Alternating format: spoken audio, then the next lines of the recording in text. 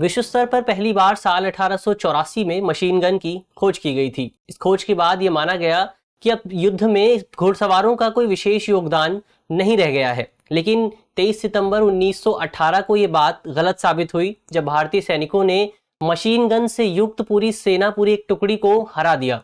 ये बात है हाइफा युद्ध की, जो कि इजराइल के हाइफा शहर में लड़ा गया था। आज इस वीडियो में हम इसी युद्ध से संबंधित तमाम पहलुओं और तमाम आयामों को समझने की कोशिश करेंगे। मेरा नाम है अक्षय और आपका स्वागत है दृष्टि IAS की इस नई वीडियो में। वीडियो शुरू करते हैं और सबसे पहले वीडियो की रूपरेखा को समझ लेते हैं, यानी इन बिंदुओं की बात कर लेते हैं जिनके माध्यम से हम अपनी चर्चा को आगे बढ़ाएंगे। तो वीडियो में सबसे पहले हम न्यूज यानी खबर को देखेंगे। इसके बाद प्रथम विश्व युद्ध की पृष्ठभूमि को, फर्स्ट वर्ल्ड वॉर के बैकग्राउंड को समझने की कोशिश करेंगे। साथ ही ये भी जानेंगे कि ये जो हाइफा शहर है, ये शहर इतना ज्यादा महत्वपूर्ण क्यों है, उस पर उसके लिए युद्ध क्यों लड़ा गया था। साथ ही हाइफा युद्ध की कहानी पर भी बात करेंगे और ये जो हाइफा युद्ध था, इस युद्ध के क्या निहितार्थ थे, उन निहितार्थों को समझेंगे। अंत में वीडियो के युद्ध के समकालीन मूल्यों पर बात करेंगे। इस युद्ध के समकालीन मूल्य क्या है, कॉन्टेम्परेरीज वैल्यू क्या है, उन पर बात करेंगे।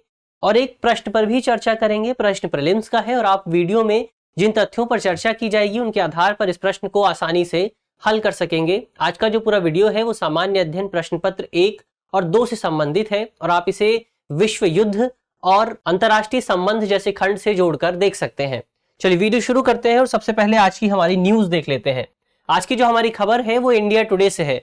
हमारी खबर है battle of Haifa when Jodhpur lancers uprooted Turk from the Israel. यानी इस पूरी खबर में मुख्य तौर पर हाइफा के युद्ध की बात की गई है, बैटल ऑफ हाइफा की बात की गई है और किस तरह से जोधपुर के लड़ाकों ने, जोधपुर की जो कैवलरी थी, उन सैनिकों ने किस तरह से जो टर्क सैनिक थे, टर्की के जो सैनिक थे, उन सैनिकों को हरा दिया था इजराइल के हाइफा शहर में। उसी को लेकर ये पूरी खबर लिखी गई है। चलिए आगे बढ़ते हैं और सबसे पहले प्रथम विश्व युद्ध की पृष्ठभूमि पर बात कर लेते हैं, उसके बैकग्राउंड को समझ लेते हैं। तो world war first world war, जिसे ग्रेट वॉर यानी महान युद्ध के नाम से भी जाना जाता है, इस युद्ध को 28 जुलाई 1914 से 11 नवंबर 1918 तक लड़ा गया था। ये तकरीबन 4 साल की अवधि तक ये पूरा युद्ध लड़ा गया था। इस पूरे युद्ध के दौरान मुख्य तौर पर 2 समूह शामिल थे, 2 धड़े शामिल थे। पहला समूह था मित्र शक्तियों का। इस मित्र शक्तियों के समूह में फ्रांस, रूस और ब्रिटेन जैसे देश शामिल थे। इसके अलावा 1917 के बाद अमेरिका भी इस युद्ध में मित्र शक्तियों की ओर से शामिल हो गया था। इसके अलावा दूसरा धड़ा था, दूसरा समूह था केंद्रीय शक्तियों के नाम से। केंद्रीय शक्तियों में मुख्य तौर पर जर्मन साम्राज्य, ऑस्ट्रिया हंगरी साम्राज्य, ऑटोमन साम्राज्य और बुल्गारिया जैसी बड़ी बड़ी शक्तियां शामिल थीं। दोनों शक्तियों के बीच, ये जो दोनों समूह थे, इन शक्तियों के बीच फर्स्ट वर्ल्ड वॉर लड़ा गया था। फर्स्ट वर्ल्ड वॉर के कारणों की बात करें कि किन कारणों, किन वजहों से पूरा युद्ध लड़ा गया, तो इसके तमाम तरह के कारण थे, जिसमें मुख्य तौर पर जर्मन की विस्तारवादी नीति, जर्मन साम्राज्य के जो उस समय शासक थे वो अपनी विस्तारवादी नीति के तहत आगे बढ़ रहे थे, अलग अलग क्षेत्रों पर कब्जा करने की योजना बना रहे थे। इसके अलावा इसमें साम्राज्यवाद भी एक प्रमुख कारण था। उस समय इंपीरियलिज्म अपने चरम पर था और तमाम जो यूरोपीय शक्तियां थी वो अपनी कॉलोनी स्थापित करने के लिए एक दूसरे से युद्ध लड़ रही थी। इसके अलावा इसमें जो विभिन्न देश थे यूरोप के, विभिन्न देशों ने आपस में सहयोग संधि कर रखी थी, परस्पर सहयोग संधि की हुई थी, जिसकी वजह से यदि किसी एक देश के बीच युद्ध शुरू होता है, किसी 2 देश के बीच युद्ध शुरू होता है, तो तमाम अन्य जो देश थे वो इस संधि के तहत उस युद्ध में शामिल हो गए थे। इसके अलावा उस समय कोई विशेष संस्था भी मौजूद नहीं थी, जैसे मौजूदा समय में संयुक्त राष्ट्र जैसी एक संस्था मौजूद है, तमाम अन्य संस्थाएं मौजूद हैं युद्ध को रोकने के लिए, लेकिन उस समय ऐसी कोई विशेष संस्था मौजूद नहीं थी जिसकी वजह से ये युद्ध शुरू हुआ। तो ये तमाम कारण हुए जिनकी वजह से फर्स्ट वर्ल्ड वॉर की शुरुआत हुई। अब फर्स्ट वर्ल्ड वॉर की जब शुरुआत हुई तो शुरुआत के बाद जनवरी 1915 में जर्मन साम्राज्य के नेतृत्व में ऑटोमन साम्राज्य के सैनिकों ने सिन्हाई प्रायद्वीप पर आक्रमण कर दिया। अब ये जो सिन्हाई प्रायद्वीप है ये उस समय मिस्र के कब्जे में था, इजिप्ट के कब्जे में था और इजिप्ट उस समय ब्रिटिश शासन के अधीन था, ब्रिटेन के अधीन आता था। और ये जो आक्रमण किया गया था जर्मन सैनिकों द्वारा, ऑटोमन सैनिकों द्वारा, इस आक्रमण का प्राथमिक उद्देश्य स्वेज कैनाल पर नियंत्रण स्थापित करना था, क्योंकि यदि स्वेज कैनाल पर नियंत्रण स्थापित कर लिया जाता तो इसकी वजह से उस क्षेत्र से होकर जो भी अंतरराष्ट्रीय व्यापार होता है उस व्यापार को रोका जा सकता था। इसके अलावा सैनिकों को जो सप्लाई की जा रही थी मित्र शक्तियों द्वारा, उस सप्लाई को भी रोका जा सकता था, जो कि मित्र शक्तियों के लिए काफी ज्यादा नुकसानदायक हो सकता था। इसी वजह से इस पूरे अभियान के तहत स्वेज कैनाल पर नियंत्रण स्थापित करने की कोशिश की जा रही थी। लेकिन इस पूरे अभियान को देखते हुए, इसी अभियान के बाद मित्र शक्तियों द्वारा भी एक अभियान की शुरुआत की गई, तमाम लड़ाइयां लड़ी गई और इस जो अभियान शुरू किया गया उसे सिन्हाई और फिलिस्तीनी अभियान के नाम से जाना जाता है। इस पूरे अभियान के दौरान कई लड़ाइयां लड़ी गई, मित्र शक्तियों और केंद्रीय शक्तियों के बीच तमाम तरह के युद्ध लड़े गए और इन्हीं लड़ाइयों में से एक थी हाइफा की लड़ाई, हाइफा का युद्ध, बैटल ऑफ हाइफा, जिसको लेकर आज की हमारी पूरी वीडियो बनाई गई है। तो ये तो बात हुई प्रथम विश्व युद्ध की पृष्ठभूमि की। अब आगे बढ़ते हैं और इस आगे बढ़ने से पहले हाइफा के युद्ध की कहानी जानने से पहले ये जान लेते हैं कि जो हाइफा शहर है ये इतना ज्यादा महत्वपूर्ण क्यों है। तो ये जो हाइफा शहर है ये उत्तरी इजराइल का एक बंदरगाह शहर है, एक पोर्ट सिटी है, यानी ये बंदरगाह एक समुद्र के किनारे मौजूद है। अब ये जो पूरा शहर है ये भूमध्य सागर से लेकर माउंट कार्मेल के ढलान पर मौजूद है, स्लोप पर मौजूद है, यानी इसकी जो ऊंचाई है ये शहर काफी ज्यादा ऊंचाई पर मौजूद है।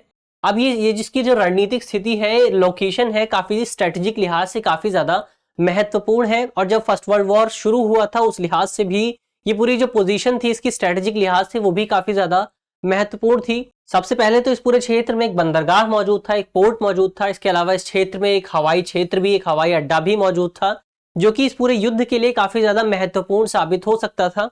इसके अलावा हाइफा शहर में केंद्रीय शक्तियों द्वारा मध्य पूर्व में जो सैनिक मौजूद थे उन सैनिकों के लिए आपूर्ति अड्डे के रूप में शहर को इस्तेमाल किया जा रहा था। उन सैनिकों के लिए हथियार डिपो के रूप में इस पूरे शहर को इस्तेमाल किया जा रहा था। इसके अलावा केंद्रीय शक्तियों द्वारा इस पूरे शहर में एक नौसैनिक डिपो भी स्थापित किया गया था। ऑटोमन साम्राज्य द्वारा इस पूरे शहर में एक नौसैनिक डिपो, एक नौसैनिक पोर्ट भी स्थापित किया गया था।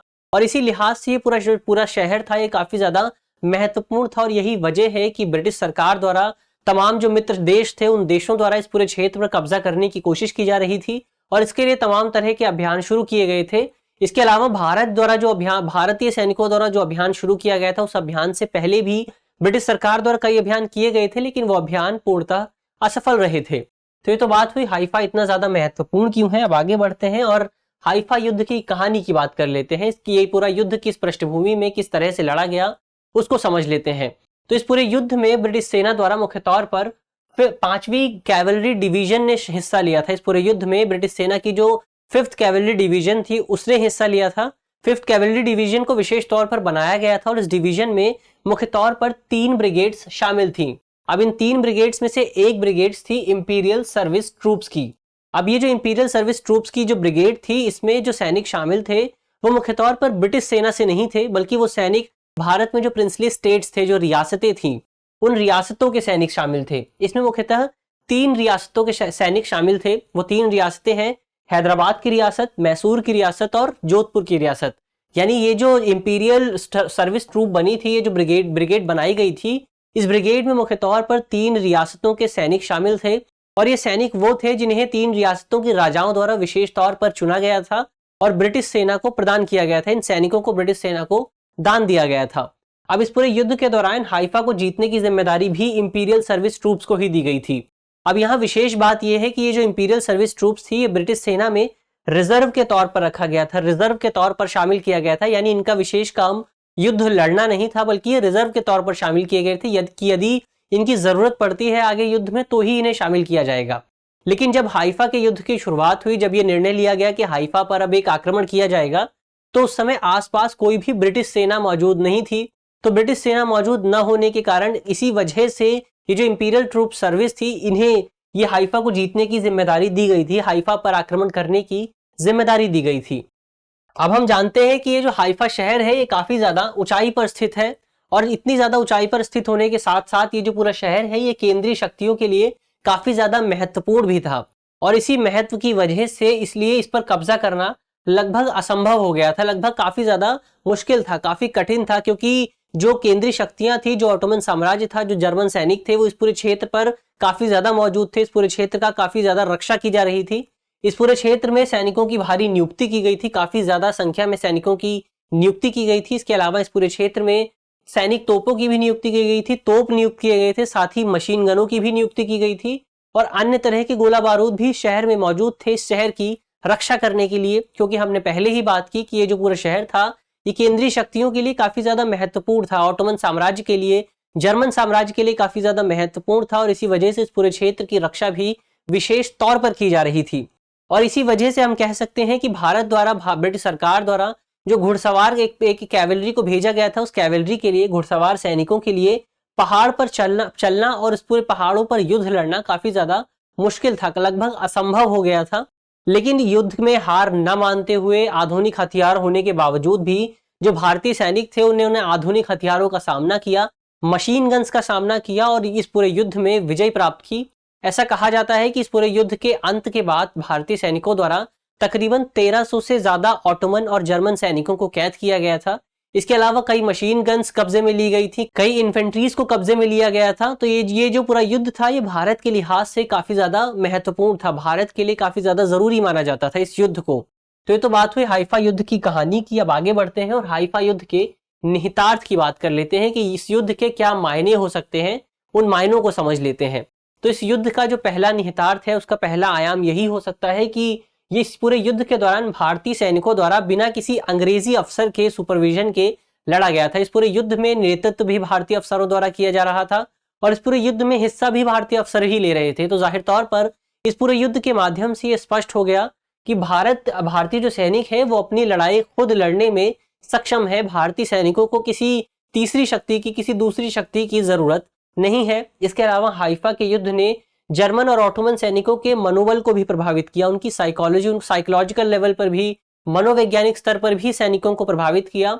और यही वजह है कि सैनिकों को पीछे हटना पड़ा, सैनिक पीछे हटे और अंततः वर्ल्ड वॉर 1 की जो अंत की शुरुआत हो गई, फर्स्ट वर्ल्ड वॉर के अंत की शुरुआत हो गई और इस पूरे युद्ध के मात्र 2 महीने के भीतर ही फर्स्ट वर्ल्ड वॉर समाप्त हो गया। तो इस लिहाज से भी इस पूरी लड़ाई को, इस पूरे युद्ध को काफी ज्यादा महत्वपूर्ण माना जाता है। इसके अलावा भारतीय सैनिकों की बहादुरी की वजह से, भारतीय सैनिकों ने इस पूरे युद्ध के दौरान जो बहादुरी दिखाई थी, उस बहादुरी की वजह से भी ब्रिटिश सैनिकों को, ब्रिटिश सरकार को झुकना पड़ा और अंततः जो ब्रिटिश सेना थी, उस ब्रिटिश सेना में नस्लवाद की समाप्ति हुई। जो रेसिज्म की पॉलिसी अब तक चली आ रही थी, वो पॉलिसी लगभग समाप्त हुई और भारतीयों को अधिकारियों के रूप में किंग्स कमीशन देने की भी शुरुआत हुई, यहीं से शुरुआत हुई। इससे पहले भारतीयों को अधिकारियों के तौर पर किंग्स कमीशन नहीं दिया जाता था। इस संबंध में ब्रिटिश सरकार द्वारा ये तर्क दिया जाता था कि भारतीयों में लीडरशिप के गुण मौजूद नहीं है, लीडरशिप क्वालिटी मौजूद नहीं है, इसीलिए उन्हें अधिकारी के तौर पर किंग्स कमीशन नहीं दिया जा सकता है। लेकिन जब ये युद्ध हुआ, इस युद्ध के अंत के बाद भारतीयों को अधिकारियों के तौर पर किंग्स कमीशन देने की शुरुआत हुई। इसके अलावा इस पूरे युद्ध के बाद रॉयल मिलिट्री कॉलेज, जो कि ब्रिटेन के सैंडहर्स्ट में स्थित है, इस कॉलेज में भी भारतीय लोगों को प्रवेश करने की अनुमति दे दी गई, जो कि एक मिलिट्री कॉलेज था, काफी एलीट कॉलेज था। तो इस लिहाज से भी ये युद्ध काफी ज्यादा महत्वपूर्ण हो जाता है। इसके अलावा इस पूरे युद्ध का एक और विशेष प्रभाव ये भी था कि इस पूरे युद्ध के परिणाम स्वरूप बहाई समुदाय के साथ भारत के संबंधों में काफी ज्यादा सुधार देखने को मिला। वो कैसे मिला, उस पर भी बात करेंगे। इस फिलहाल ये जान लेना जरूरी है कि मौजूदा समय में दुनिया भर में बहाई समुदाय के 6 मिलियन से ज्यादा लोग मौजूद हैं जो इस पूरे समुदाय को मानते हैं, जिसमें से तकरीबन 1/3 लोग तो अकेले भारत में मौजूद हैं। तो इस लिहाज से ये पूरा जो समुदाय है वो काफी ज्यादा महत्वपूर्ण हो जाता है। दरअसल इस पूरे समुदाय का संबंध हाइफा के युद्ध से किस तरह है उसको समझें तो इस पूरे जो बहाई समुदाय है, इसके संस्थापक थे बहाउल्लाह। इस संस्थापक के एक बेटे थे जिनका नाम था अब्दुल बहा। इनके बेटे को, ये जो अब्दुल बहा थे, इन्हें ऑटोमन साम्राज्य द्वारा ये कहकर एक फांसी की सजा दी गई थी, मृत्युदंड की सजा दी गई थी कि ये मित्र शक्तियों की समर्थन कर रहे हैं और मित्र शक्तियों के साथ खड़े हुए हैं। इसी के बाद ब्रिटिश सरकार द्वारा, ब्रिटिश सेना द्वारा इनकी रिहाई के लिए हाइफा के युद्ध की शुरुआत की गई थी। इस पूरे युद्ध का प्राथमिक उद्देश्य, जो एकमात्र उद्देश्य यही था कि इन्हें बचाया जाए और इसी के हिस्से के तौर पर इंपीरियल ट्रूप सर्विस को, ये जो ब्रिगेड थी, उसे हाइफा में भेजा गया था। और इस पूरे युद्ध के बाद जब संबंधों में सुधार हुआ तो इन संबंधों में सुधार का एक प्रतीक है दिल्ली में स्थित लोटस टेम्पल। लोटस टेम्पल जो है वो बहाई समुदाय का एक उपासना घर है और ये भारत के लिए, दिल्ली की खासतौर पर दिल्ली की जो संरचनाएं हैं, दिल्ली के जो स्ट्रक्चर है, उसके लिहाज से काफी ज्यादा महत्वपूर्ण है। तो ये तो बात हुई हाइफा युद्ध के निहितार्थ की। अब अंत में युद्ध के समकालीन मूल्यों की बात कर लेते हैं, कॉन्टेम्पररीज वैल्यू की बात कर लेते हैं। तो आपको पता होगा कि दिल्ली में एक 3 मूर्ति चौक मौजूद है। 3 मूर्ति चौक के सामने प्रधानमंत्री संग्रहालय मौजूद है। अब ये 3 मूर्ति चौक है, साल 2018 में इस 3 मूर्ति चौक का नाम बदलकर 3 मूर्ति हाइफा चौक कर दिया गया था। अब यहाँ जो 3 मूर्ति नाम है, ये 3 मूर्ति उन्हीं 3 रियासतों के सैनिकों का प्रतिनिधित्व करती हैं, उनका रिप्रेजेंटेशन करती हैं जिन्होंने हाइफा के युद्ध में हिस्सा लिया था। इसमें हैदराबाद की रियासत और मैसूर की रियासत और जोधपुर की रियासत शामिल थी। इन रियासतों के सैनिक शामिल थे। इसके अलावा साल 2017 में भारतीय प्रधानमंत्री ने हाइफा का दौरा किया था और इस दौरान उन्होंने हाइफा में जो स्मारक मौजूद है, जो भारतीयों के लिए स्मारक बनाया गया है, उसका भी दौरा किया था। इसके अलावा इसी दौरान इजराइल के हाइफा के विजय युद्ध के दौरान भारतीयों और ब्रिटिश सैनिकों की स्मृति में इजराइल की सरकार द्वारा एक डाक टिकट भी जारी किया गया था, जो कि भारत के लिए, भारतीय इतिहास के लिए एक विशेष घटना है। इसके अलावा इजराइल में हर साल हाइफा युद्ध को याद करने के लिए उसकी स्मृति में 23 सितंबर को हाइफा दिवस के रूप में मनाया जाता है। तो ये तो समकालीन मूल्यों की बात हुई। अब अंत में एक प्रश्न की बात कर लेते हैं। प्रश्न प्रीलिम्स का है और आप वीडियो में बताए गए तथ्यों के आधार पर, जिन तथ्यों पर हमने बात की, उनके आधार पर इस प्रश्न को आसानी से हल कर सकते हैं। हमारा प्रश्न है कि इजराइल में हाइफा दिवस का आयोजन कब किया जाता है। हमारे ऑप्शंस है, ऑप्शन ए 20 सितंबर, ऑप्शन बी 21 सितंबर, ऑप्शन सी 22 सितंबर या फिर ऑप्शन डी 23 सितंबर। आप कमेंट बॉक्स में इस सवाल का जवाब दे सकते हैं। मुझे आशा है कि इस वीडियो के माध्यम से जिन बिंदुओं पर चर्चा की गई है वो आपको समझ में आएंगे और यदि आपके प्रश्न पत्र में इससे संबंधित कोई भी सवाल आता है तो आप उसे आसानी से हल कर सकेंगे। इस तरह की अन्य वीडियो देखने के लिए आप हमारे चैनल को भी सब्सक्राइब कर सकते हैं। हमारा एक प्रोग्राम है इन डेप्थ, जिसमें आज अटॉर्नी जनरल को लेकर चर्चा की जाएगी। आप उस प्रोग्राम को भी देख सकते हैं। धन्यवाद।